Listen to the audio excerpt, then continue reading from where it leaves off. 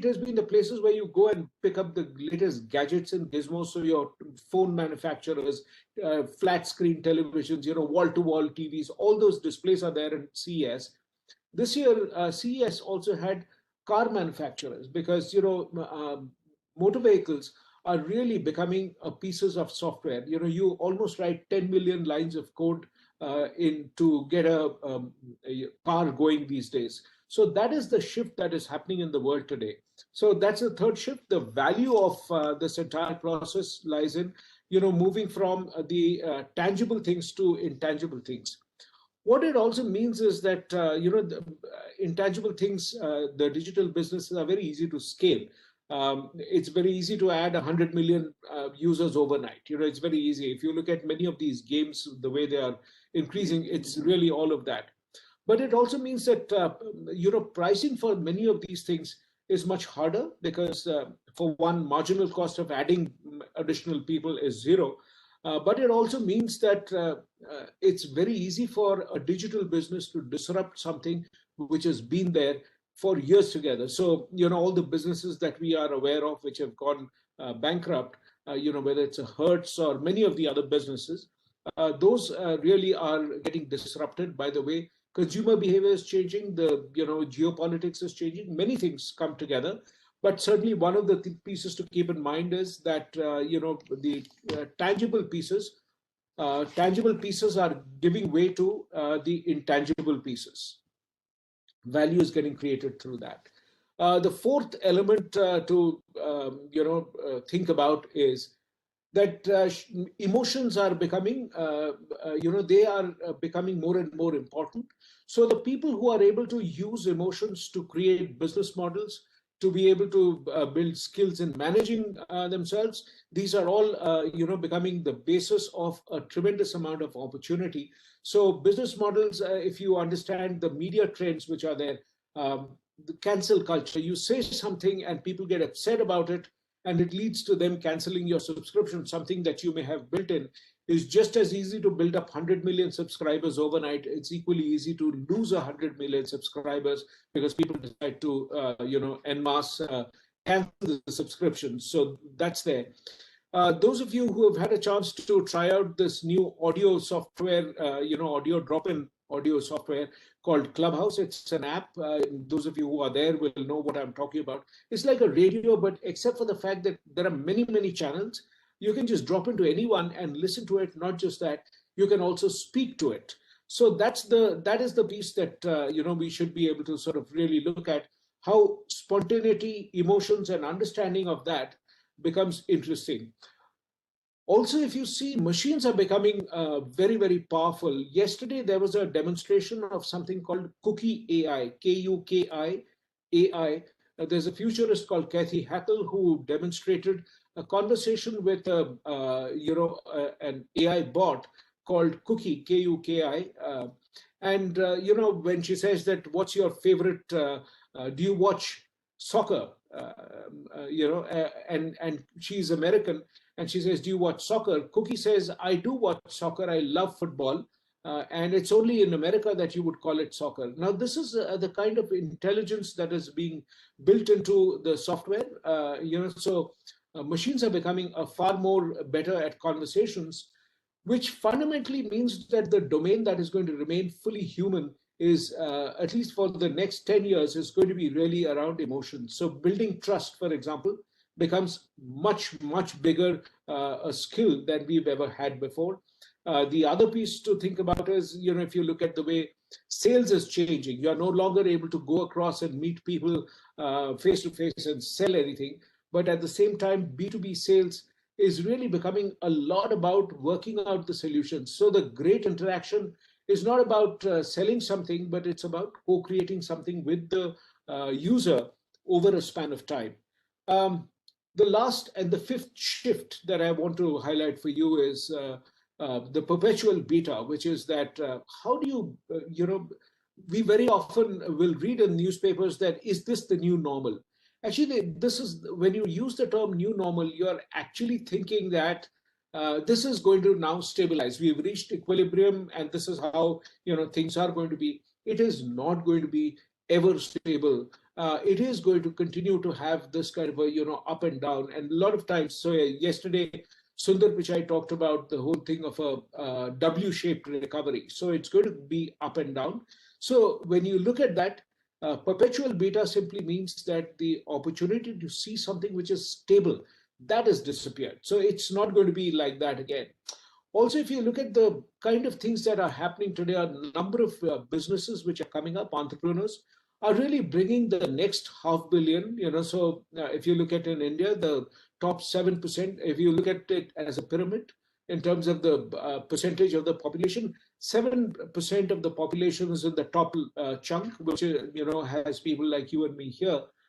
The next perpetual beta, as somebody wants me to repeat, DG, it is really around the fact that there is never going to be something called a new normal, which will be a stable point which we will reach. We will continuously go through churns and it will keep changing. So it's not going to go away. What are some of the implications of these changes? The implications of this change is the rise of multiple careers. So in the book, I talk about something called careers 1.0, career 2.0, and career 3.0. Career 1.0 is where you are an engineer, you join as an engineer, you retire as an engineer. So that's whatever is your educational qualification, that's your basis of your career.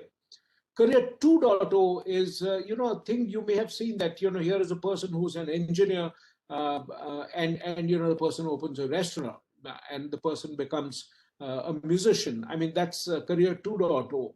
So the person has made that shift, and they are actually running their career based on skills that they do not have any formal qualifications for, or it was just their own hobby. The third thing, career 3.0, is actually the situation where career 3.0 is about people having a portfolio of skills, a portfolio of clients, and a portfolio of income streams. So you don't really work for one employer, you don't really have one skill which is monetized, but during the same day, you're monetizing different skills at different places with different payback points. So that is the perpetual beta, and the implication of that is huge from the point of view of whether it's education, whether it is skills, or whether it is healthcare. All these sectors are going to see dramatic shifts, and we are really, as somebody said yesterday, that the CEO of this fast-growing e-commerce business called Shopify, really, it's a Canadian firm which is growing at a phenomenal pace. He says e-commerce, if you look at it, if you think that Amazon being $1 trillion company which means that everything that had to happen, has happened already, you are mistaken, because we are really in the first paragraph of chapter 2 of e-commerce. So the changes are going to be continuing, and it's going to be massive. So that's the perpetual beta for you. The second piece that I want you to look after, what is the implication of these 5 shifts? The implication of these 5 shifts is that, leadership, talent, and culture are the new growth drivers. So I pretty much think about it like, what we said, that the value has moved from the tangible factors to the intangible. It is the same thing here with the style of leadership that was there earlier. We've always admired the charismatic leader who has a quick answer to everything, and the kind of really sage on stage, the wise man who charms everybody with their figure of speech and the ideas. This is going to give way to a very different leadership model, because neither the leader nor the followers have a great way to know what is it that they should be knowing. The leader does not have any great piece of information beyond what the followers actually have right now. So if you see that, that's an incredible opportunity. So leadership is going to get redefined, and humility in the leader is going to become a very, very powerful factor, which is going to endear us to the leadership models, for the future. That's going to be a big piece. Talent, as we have talked about, skills are really, human beings are living longer. the shelf life of skills has become really short. They say the half life of a skill is like 2.5 years, 3 years, if you will, depending on the skill. And many of the educational institutions are not designed really to create skills in that fashion. So we'll have to rethink the educational model, and maybe instead of having that learn, earn, and retire kind of a three-stage model, you'll probably see something which is that you learn something, you get credentials, you earn something. Once again, come back to learn. Learn and earn are going to continue to be these phases which will alternate, and retirement is really going to be very much longer, further away. So people who are entering their 20s today, it is projected in many of the countries they are going to live to be well past 100. So so even in India, if you think about the possibility of somebody living to be 90, it's a very, very real thing. Actuaries use 125 years, as many of in some countries, they are looking at 125 years as the life of a person. In India, even if you assume that it's going to be 30 years less than that, it's still 90. So you can imagine that people will have to really work, because the savings and financial plans are not going to last for most people. It's not going to see them through if they retire at 60. But more than that, boredom is going to become a bigger challenge. So mental health is going to be a much bigger challenge than just physical health and awareness. I was talking to a doctor, 3 days back on my LinkedIn live show, and he was talking about the fact that you are now looking at not extending life, but extending health. So how do you extend health such that the quantum of life that you have, the quality of that life improves dramatically? So we are going to see leadership very different. We are going to see talent being very different. And the culture of an organization is going to be very different. The reason is this: the leader sets the vision.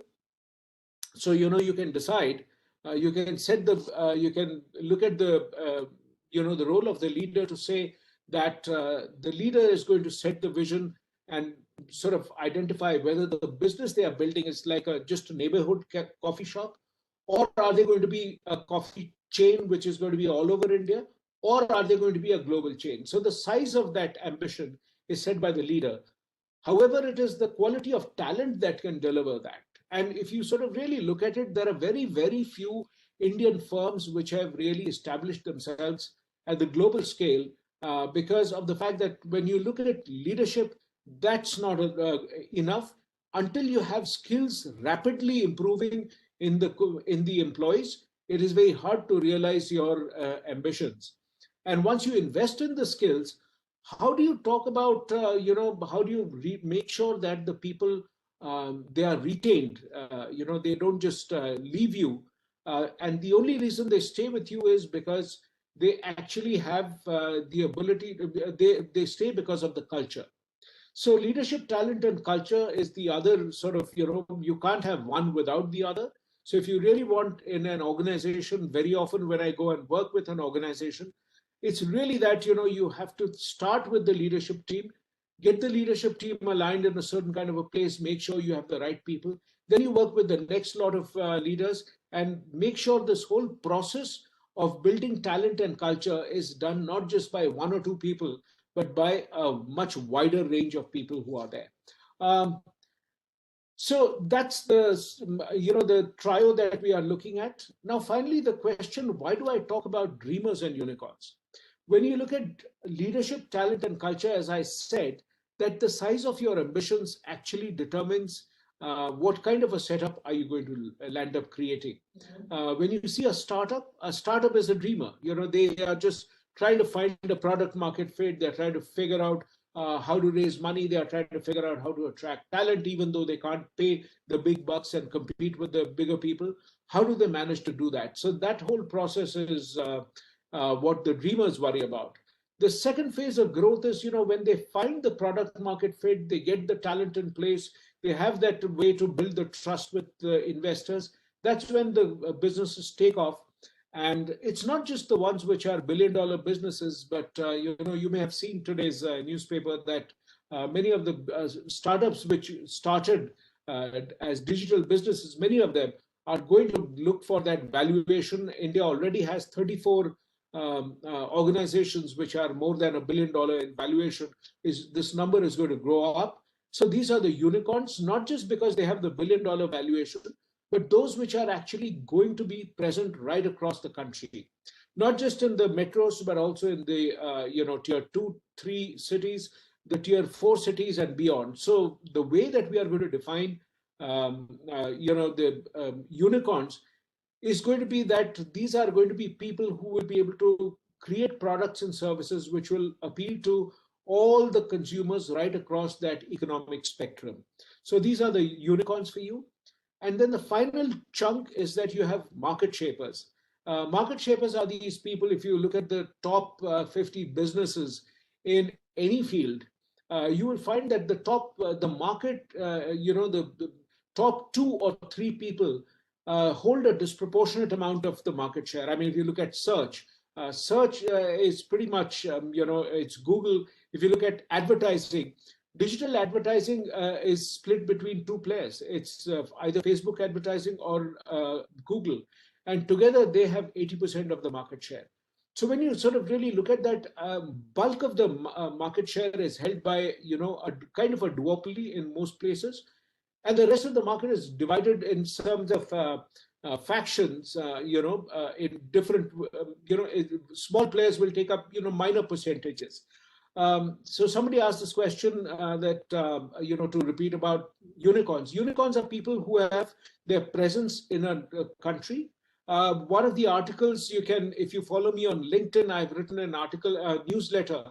You can look for it. Every Wednesday, I release a newsletter where I've talked about something called pin code based jobs, which is the next wave of jobs is going to be pin code based, which is, think about it, that these are going to be jobs which some companies have given examples of. For example, there's a logistics company called Avign. They do a number of things. So a bank wants to open a branch, let's say in Bulandshahr, it's one of the places on Madurai, and or maybe beyond Madurai. So what happens is that they will call up this company. This company calls up somebody who is a trained person who is not on the rolls of Avign, but is a company which is actually connected with people who are in that town, tier 2, tier 3, tier 4 town. They are going to be given the job. Now that could be go and verify do a KYC for a bank which is there, make sure these assets actually exist if they want to physically verify, or just say that let's say Indian Oil decides to run an audit of their safety practices across the pumps in different cities. These people can actually go and do that kind of a audit. They can go and do that in different places. So this is the kind of possibility that exists. It is location specific, yes, and it is also that it's based on the PIN code. So people who are most familiar with that PIN code are going to be the ones who can deliver it right now. And so this really reduces the cost. That's going to be the model for the next wave of job growth. It is going to be very different from how it has happened. So we talked about dreamers, we talked about unicorns, and we talked about market shapers. These are the usual companies which are there. But there's a fourth category, which is really the most interesting opportunity. Bulk of the work that I do are with companies which are incumbents. Now, these are companies which may have been unicorns at one point of time. They may have been market shapers at one point of time. But for a variety of reasons, again, because the leadership, talent, and culture have become slightly irrelevant, many of them, therefore, are not growing as much. A good example of that is if you look at jog your memory and think back at many of these, family businesses which have been really at the forefront of, India's growth. And so many business families which were there have now become fairly irrelevant, because one of the first things that happens is when a company becomes irrelevant, they are unable to attract talent. So the opportunity for people to grow gets severely restricted. And one reason why people stop wanting to work with them is that they don't invest in their leadership, talent, and culture. Because the belief is very, very traditional that if I invest in this person and the person is going to leave me, which is true, that if you didn't have a culture which actually can retain people who are talented, you will invest in them. But if you don't invest in that in talent, your business is in any case going to go away. So I don't think this is a choice anymore. So this is really the some of the pieces. I've spoken for almost 35 minutes. I'm going to take a pause and just suggest that if you have a question, happy to, you can put your question in the chat box. Happy to answer a question that you may have. Thanks a lot. So Mr. Sunil Parekh is asking, you can buy the book. This is, the discount is actually going to be on from, till about 7 o'clock today. So you can buy the book. It's at a heavy discount today. It's going to be there. So if you wish to buy copies, you can do that on Amazon. Amazon has the copies.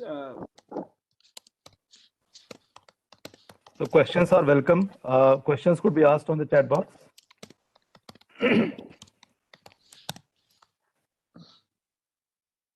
No, the audio version is not there. I'm afraid what you heard is the best audio version which is available for the moment. But now I hope that that's going to happen sometime soon. If you leave a comment saying we want the audio version also, my publisher will move quickly and make that happen. But yes, it's something that I'm doing, working on. So still work in progress. The name of the book is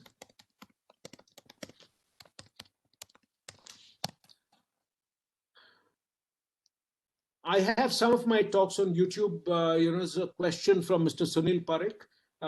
Some of my talks are on YouTube, but not this one. Sachin Udapurkar says workplace should be devoid of politics. Well, it never happens like that, because families are not devoid of politics either. I mean, politics is just a very simple way to sort of really understand that when the resources are less than the number of people who want the resources, political processes are used to, influence and get your stuff done. It's really like, when you want your ideas to be accepted in any situation, whether in the family, imagine the time when you want somebody in the family to listen to your idea and not do something else. That is the time that's also equally political. So politics is a way of influencing. It's just a part of human behavior. So thinking about a workplace devoid of politics won't work, because, that's why managers, when they have to, actually invite people to motivate people and persuade them, that's also political. So if they didn't do that, work won't happen. So political processes are part of human behavior. So maybe if you have a very negative image of the word politics, think about it as influence. That's just, one way to do it. Cost of politics is destructive. Yes, wherever we don't find our tactics working, we stop thinking of it as positive. But when it works, we are all very happy that I was able to persuade that guy. Okay, there's this thing from Mr. Kampela Harinarayan. In the so-called digital era, I'm very afraid about the loss of human face as you experience it day in and day out. What will be the future of organizations if human touch is absent from HR, especially when globality of HR is the new HR initiative? Well, I think when you look at it, let me give you an example. Machines are always going to be more effective to do things, from an efficiency point of view. So if you go onto Facebook, today your machines or your phone or Facebook reminds you when it is somebody's birthday, right?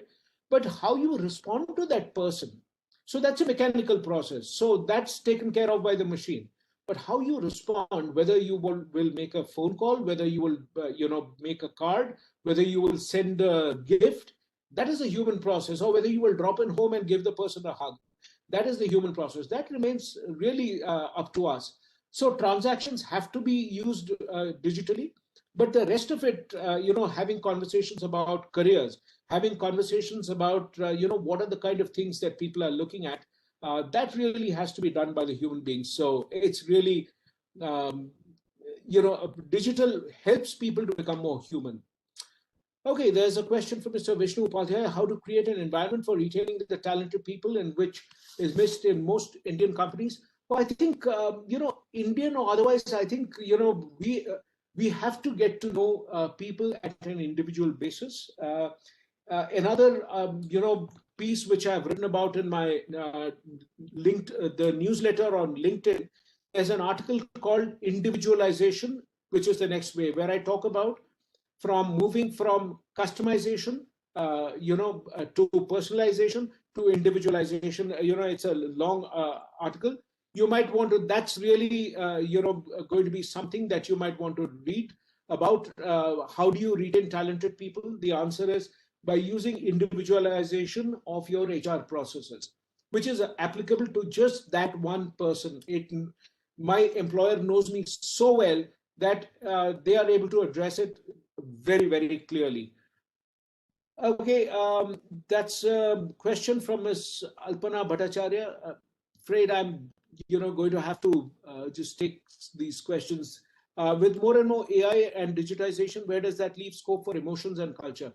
Well, AI and digitization is really going to be done by machines, and as I mentioned, that it leaves the human side to human beings. So, if anything at all, things like creativity, the ability to build trust, the ability to work with diverse set of people, these are really places where the human emotions can be very, very powerful. So this is really the time for organizations to start to make them, people like yourself, the independent directors, must really prevail upon the boards to make the organization far more human. Because if it doesn't, forget who will leave the organization, the business will cease to exist. The life of a company in the Standard and Poor Index, at one point of time used to be 70 years, is down to close to about 12 years right now.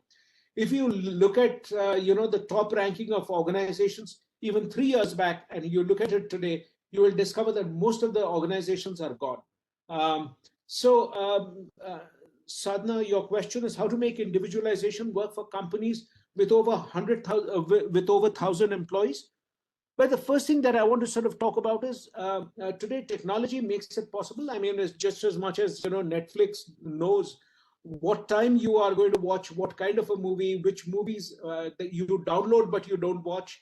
Where do you pause, where do you rewind? Those are ways in which technology gathers that information. When you invest in employee research, that's one of the first ways in which you can actually find out individualization happening. One of the things to think about is, we invest so much in consumer research. Every organization does consumer research. But, how many organizations can you think of where they do research on employees? It's a very simple thing. You don't really see any of the businesses doing that. And that is unfortunate, because that's the only way that you will be able to figure out how to first customize things which is specific to your organization. And one of the ways that businesses deal with it is they benchmark. So they'll say, okay, this is a policy in so and so company, we implement it. It never works, because the policies are created which are unique to that particular culture. A good example of that is, Google used to have this thing that, 10% of your time you work on projects which are of interest to you, and that's how they used to motivate their engineers. I was actually advising one of the companies, which was a startup. He started to do that. He said, one day of the week, you are going to sort of work on a project of your choice. After some time, 2 or 3 weeks later, the people said that, I find this is in 2019, I'm talking about, not last year. So 2019, so the employee said, well, you know what, I can think much better if I can work at home. And then at one point of time, more and more people started to do that. And then one of them said, you know what, why don't you declare it as a 4-day week? One day we will work from home. And this person finally got fed up enough to say, I am withdrawing all this thing. I have not got anything out of this particular silly rule. I'm going to scrap that. So he scrapped that rule. The rule is not silly. You cannot benchmark selectively. It's really like saying you cannot have whoever is your favorite actor, that person's voice and this person's eyes and that person's ears. You don't work like that. Let me just take a couple more questions which are there. All right, what's your opinion on education? Sorry, this thing. What's your opinion on education? This is from Hitanshu Mishra. Education and education system, the present form of silo may be irrelevant. Even the way of different ministries functioning in a disjoint way will not make sense. Yeah, I totally agree with you that, I think the opportunity for even ministries, e-governance, if you sort of really look at that, I was in a conversation with Rupa Kudwa, the conversation is on my LinkedIn page.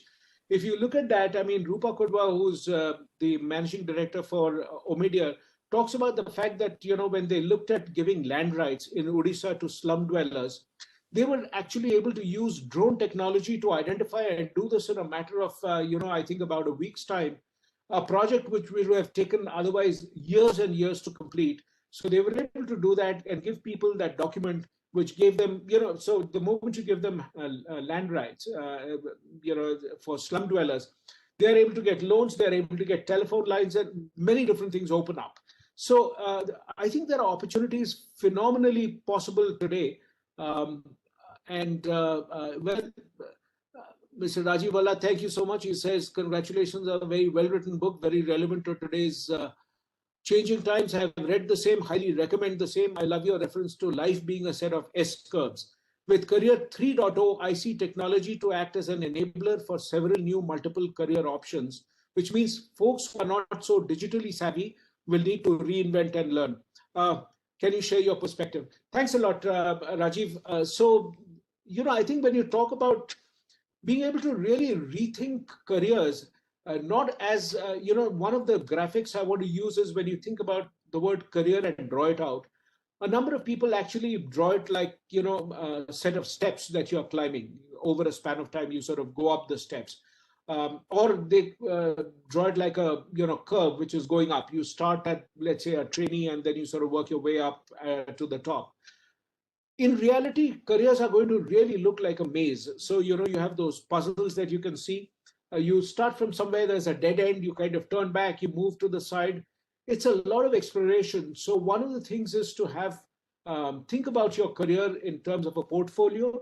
So Rajiv, the more you think about it like a portfolio, you have different skills, different possibilities. As you grow the skills, you create opportunities for yourself, and that's the way you will probably work with different skills on the same day for different employers working different amounts of money. So career 3.0 is going to happen much faster than we think. Question from Abhay Bhavsar, how relevant will be employee age in coming days? Will older workforce beyond 50 years be redundant given the vast layoffs in last year? Yes, I think, I think there was a point of time when I would have said that when I started my career, the standard term used to be that, you are not a risk taker. So I think you should seek employment and not be an entrepreneur.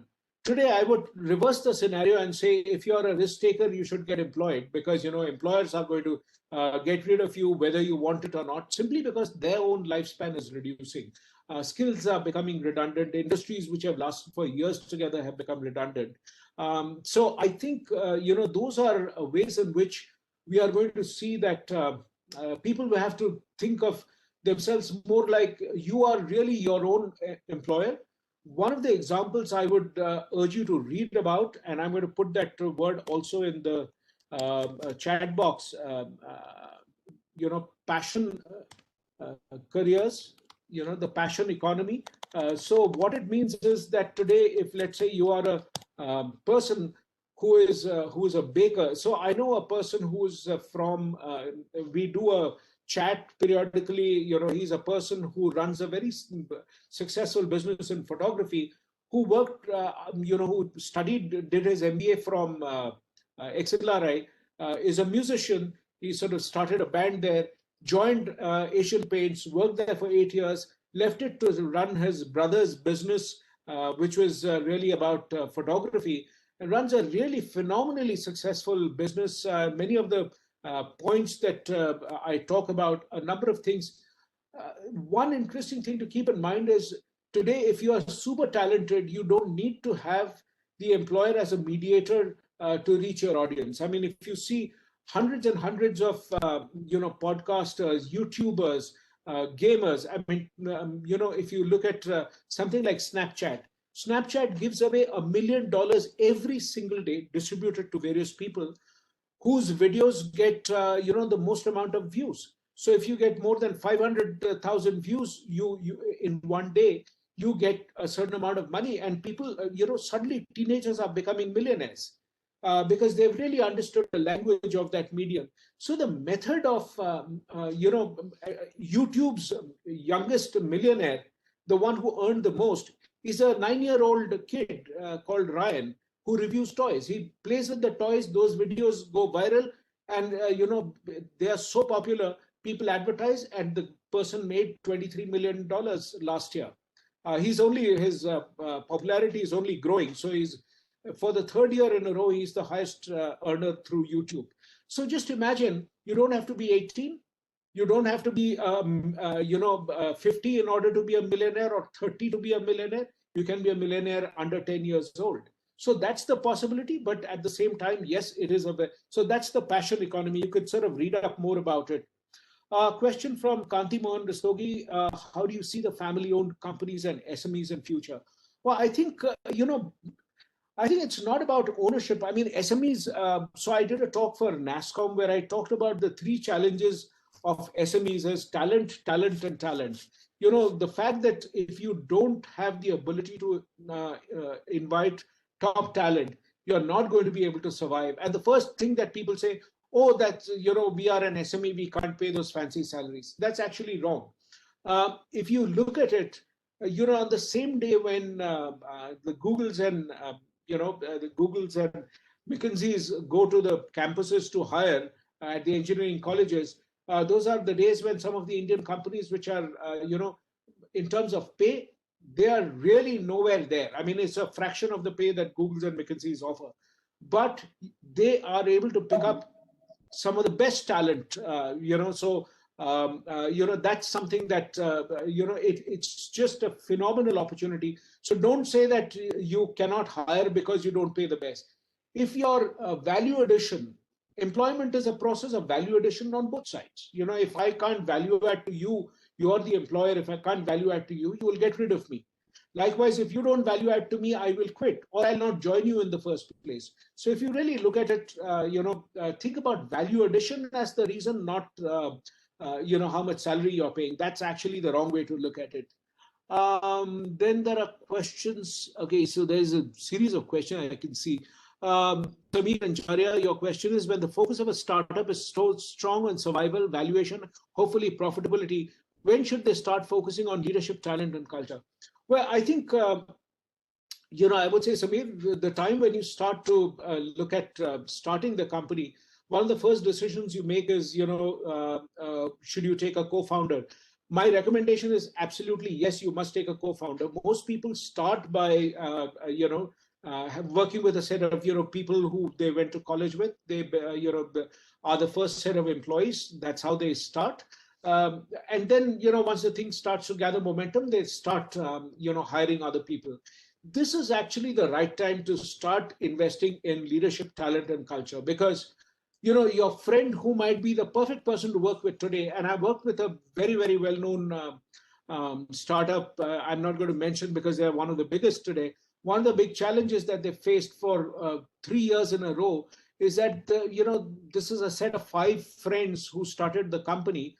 One of them used to manage the sales team, and the sales was just really not taking off. And the founder, CEO, found it very hard to get rid of the salesperson. He said, anybody else, I would have done that in a jiffy, but I've had to hold on to this underperformer for 3 years, because when I started the company, for the first 5 years, this person, 5 of us, we stayed in one room and we built the company. And none of us took a salary for the first 3 years. How do I get rid of this person today? It's going to be unfair. But in this whole process, that whole company has paid the price for their not getting it. So leadership, talent, and culture, it's not a choice that you can have and say that it's only when I become, much larger that I will have. Okay, so that a whole lot of questions there. I'm just going to keep in mind. Sorry, this cursor just keeps moving up, so sometimes it's. So, well, that's an observation from Neha. She says, I don't think leadership will change drastically since it's the DNA of the person. If the leadership level is high, so its followers, leader has to know more, grow more, and see early. But yes, leaders actually define, so if you have a problem in the organization, don't just start with, what is wrong with the others. The first place is to really look at self-awareness, and maybe that's the whole challenge that you have to first deal with. Um, Abhijit, I will help you in questions. There is one question. If you yes, are, please. Yeah. there's a question from Dr. Rajagopal. Yes. His question is 60 going to be the new 40 in terms of career? Yes, absolutely. It is going to be the new 40. And, I think 90 is also going to be the new 40. So if you are 60 years old, you got to sort of really start thinking, what do I do for, just presuming your lifespan is 100 or 90, you can decide whether you want to spend the last 5 years or 10 years, watching Netflix, but there is only so much that you will watch. You have to do something where you can value add to others. There lots of people have asked about the name of the book. It is Dreamers and Unicorns, and you can pick it up on, there's a Kindle version there, and there's, of course, the book, which is there. Dr. Aruna says, wonderful and very inspiring talk. Thank you so much, Dr. Aruna. There is one more question. Yes, please. From Mr. Gopal. He's asking, under career 3.00 of multi-skills, are we moving away from specialization and core competence? No, you will have your core competence. So, one of the ways I sort of really look at it, that, you will have your core competence, which you apply across multiple segments. But, there are things which we have never thought of monetizing, growing a new skill altogether. So, for example, when I started my consulting work, I used to work pretty much in the area of leadership, talent, and culture, which is how I work with everywhere from startups to, the large global organizations. But when, what I also noticed is that there were other opportunities for me to work as a brand evangelist for somebody. This is not part of what I had, but because, I used to do a lot of writing on LinkedIn and social media, it opened up a completely different revenue stream for me to do something which earlier I had always looked at as purely, a sort of I looked at as purely a hobby. I never looked at it as anything, seriously. But this was something that came up, and I work with individuals. I help them craft their social media profile. So these are all things which have happened over a span of time. It's not something that I started with, right away. But yeah, any Great. other question? Yeah, there is a question from our Director General, sir. Yes, what do please. you think about the role, talent, responsibility of independent directors in new age companies? Fabulous question. Thank you so much. I think the role of the independent director is really to drive the understanding, the shared understanding, and build it that we are not living in the traditional times anymore. This is really, if you understand those 5 shifts, you will discover that you have to change leadership, talent, and culture. If you're changing that, that is the DNA of the organization, and that's how reinvention happens. So I just simply think that that is just the way in which you have to really think about working with the organizations. The role of the independent director is phenomenal. um, I have also shared my email ID, abhijitbhaduri@live.com. It's there. And also you will get a PDF which has got a summary of all what I said. So if you didn't take notes or if you missed it, this is going to be there. It also has my email ID. So feel free to drop in a mail. I'd be delighted to, respond to your questions. I would like to share that we share the link also on our website. So whosoever wants to visit the website and want to listen, so that would be available on the website itself. The entire session would be there. Perfect. Thank you. There is a hand raised by Gerard, sir. Sir, I have sent you a request to unmute. You can ask a question, sir. Yeah, thank you. Can you hear me? Yes, I can. Yes, please. Abhijit, I want to congratulate you on an excellent talk. It's Thank very you. informative, and it really sets us thinking. My question really was Yes. not so much in the area of leadership or talent or culture, but one on regulation. May I ask it? Sir, there are people far more competent in this audience itself who can answer that, but I'll give it a shot. So basically, I wanted to know, Abhijit, this worries me in this new technological dispensation. What is going to be the kind of role of uh, regulation? We see the spat between Government of India and Twitter now. It's going to blow up even more. Yeah. So I was just, because I'm sure all the independent directors will be interested in this kind of a subject, and I want you to think about helping us to conceptualize some ideas in that area. Super question. Thank you, Mr. Jairaj. I think, regulation traditionally has always lagged behind technological development. I mean, for example, if you look at the whole challenge of cyber crimes, the server is in one country, the crime is in one country, the affected victim is in a third country. And, if you look at the recent SolarWind cyber, break which happened, how do you sort of address that? Because that's done by nation states, so these are Russian hackers who've sort of done that. That's what the investigation shows. How do you respond to that? So I think the need for the people who are lawmakers to understand technology and the implications of digital technology. You don't have to be, sir, I'm no expert in technology, but I just have educated myself, about this entire thing. And so that, I think, is the model with which, it would be possible. And if there is a way that, if you drop me an email, I'd be happy to sort of share more ideas. So in terms of how I think cybersecurity should be one of the pieces where we should be able to do something quite dramatic. Social media is a very different animal altogether. It's very hard to shut down. So, unless you completely switch it off. And in a setup like this, you switch off one, you will see three others coming up. So, it is something that has to be understood and managed today. So, it's not something we can get away from. But great question. Thank you, Abhijit. And Abhijit, how is your book available? I'm sorry, I didn't hear that portion. So it is available on Amazon. If you go today to Amazon.com, they are running a special discount, which will be available for the next 2 hours. They're giving it at the lowest price, possible. So it's there. So they've made it available for this group. So it's, it'll be great if you have to do it. I will do that, and I'll come back to you on the book. Thank you again. And thanks, IICA, for a wonderful session. Thank you.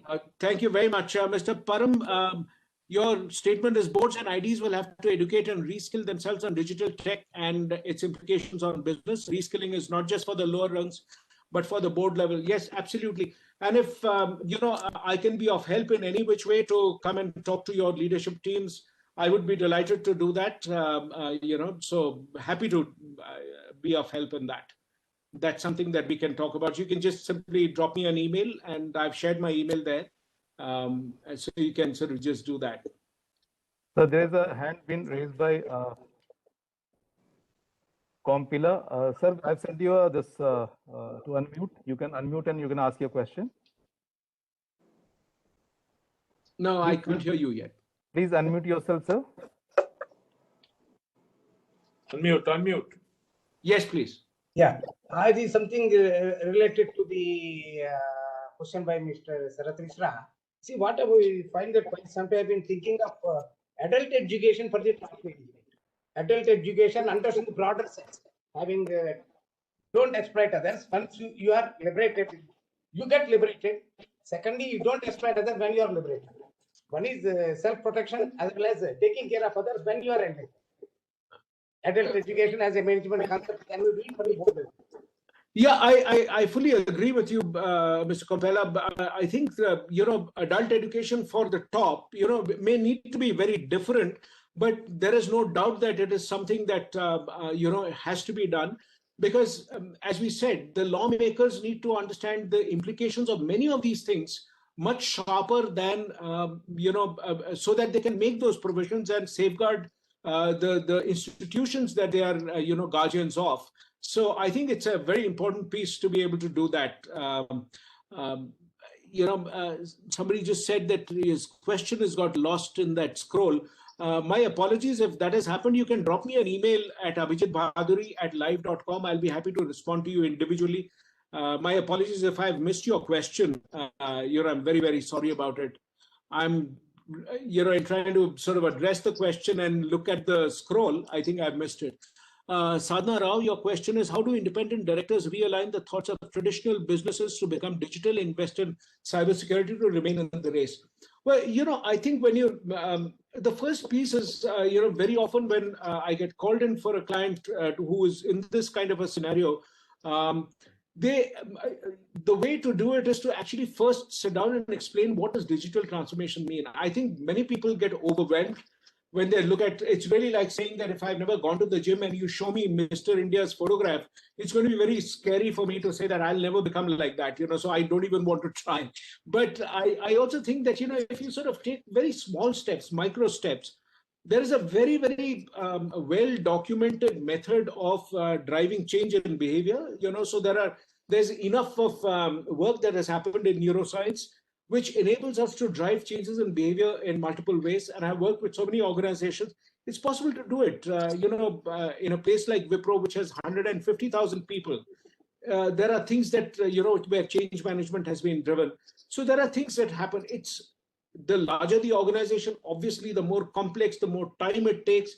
It is true. But, I also think that it's something we cannot get away from.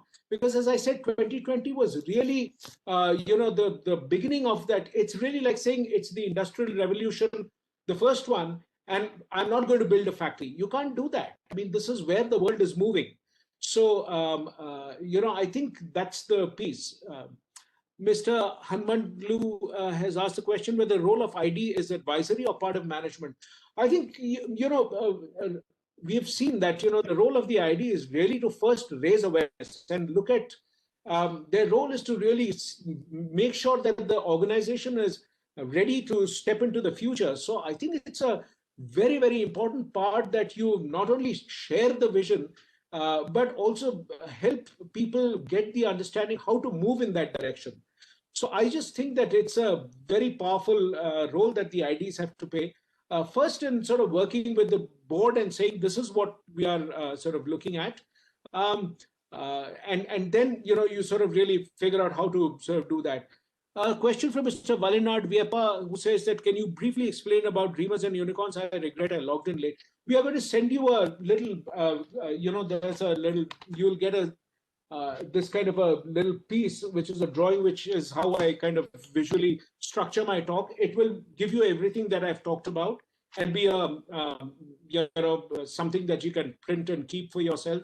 It's just a summary of what you can do. And the book has a lot more exercises, which, you can get started by just thinking about, many of those little pieces.